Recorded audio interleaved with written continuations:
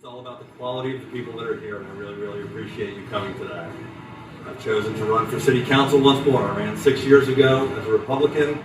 I'm running right now as an independent because I think it's an independent voice that Alexandria needs. A voice that's not beholden to any necessarily one party or other. I think a lot of our issues are not partisan related.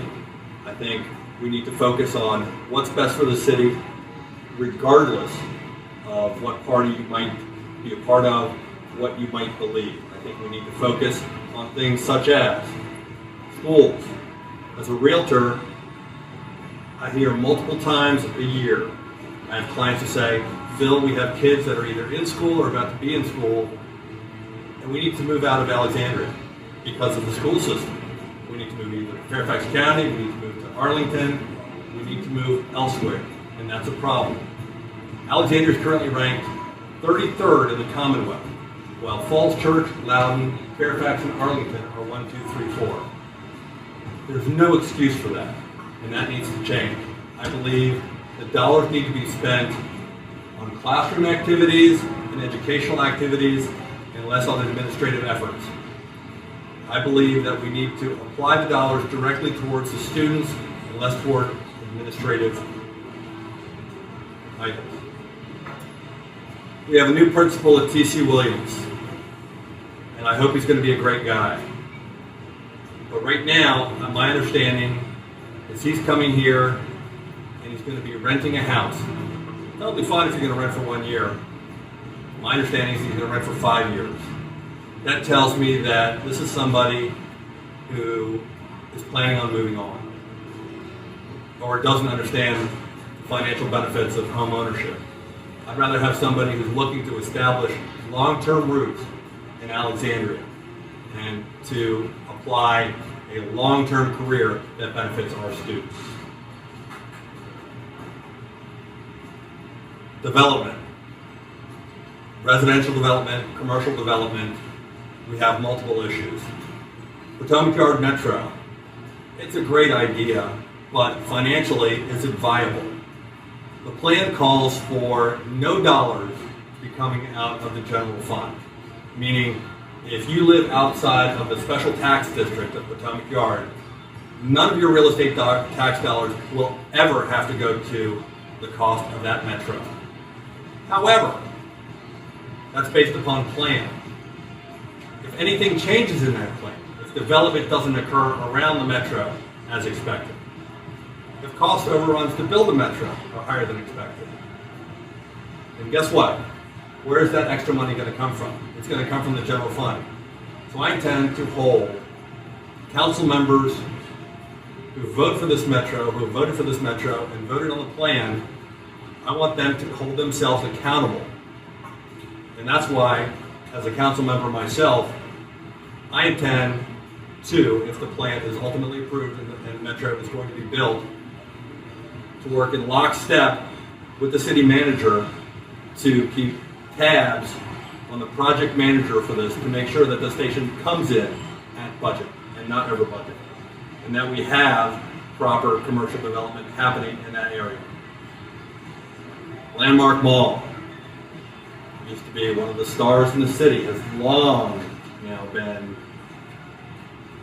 a vacuum, and we have long, great plans from Howard Hughes Corporation to redevelop it into a multi-use facility for residential and commercial development. If you look at Howard Hughes Corporation's summary for Landmark and you read it, they use terminology that shows the people that have written this are not from Alexandria. They're not from Northern Virginia. And that scares me. That basically says, okay, we have this plan, but it's really sort of on the back burner because really they don't necessarily understand what it is there. I want to place a focus on Landmark and see what we can do. And as a real outlier for Landmark, there's a casino being built across the river in Prince George's County. And during the mayoral debate, we have some mayoral candidates who've never stepped into a casino. Well, I've stepped into a casino once or twice, I've cashed in a World Series of Poker circuit event. So I understand the benefits of casinos and what they can do. And if the Commonwealth ever chose to approve gambling in the Commonwealth, Landmark would be a really interesting location. And granted, that's a 1% shot, but it's an idea, and it's an idea to get things moving forward. Our current city council, I really believe, is reactive. And I read in the Gazette packet in this week's edition that our Commonwealth's attorney actually used that term. I've been saying it for a while. He actually used the term that our current council is reactive. And I believe it needs to be proactive. Now, I understand our council is part-time, but it needs to really hit the city manager with basically demands saying, we're the board of directors, you're the CEO, get this done and get it done now. We have done major things with bike lanes. Great. We talk about pedestrians, but I haven't seen anything done for pedestrians. We have areas that lack sidewalks and are safety hazards. We have areas in the city where crossing a major thoroughfare, such as Duke Street, from Early all the way to Wheeler, which is probably half a mile to 3/4 of a mile, there are no crosswalks. People are running across these streets to get to bus stops so they don't have to drive their cars. Major, major hazard. Several years ago, a gentleman was hit on Duke Street while walking his dog, crossing Duke without a crosswalk. That should have been the impetus right there to create a crosswalk, or create multiple crosswalks, or look at that situation. Things like that need to happen. We need to focus on the needs of our residents. We have road issues. The city certainly has a plan for repaving roads. It's not a fluid plan. Some roads that are set to be repaved are in great condition, and yet, boom, there they go, get repaved, don't worry about it. While other roads, which are on the plan for maybe 3 or 4 years down the road, are in disastrous condition right now, but they're not going to be looked at. I think we need to focus on what is needed now.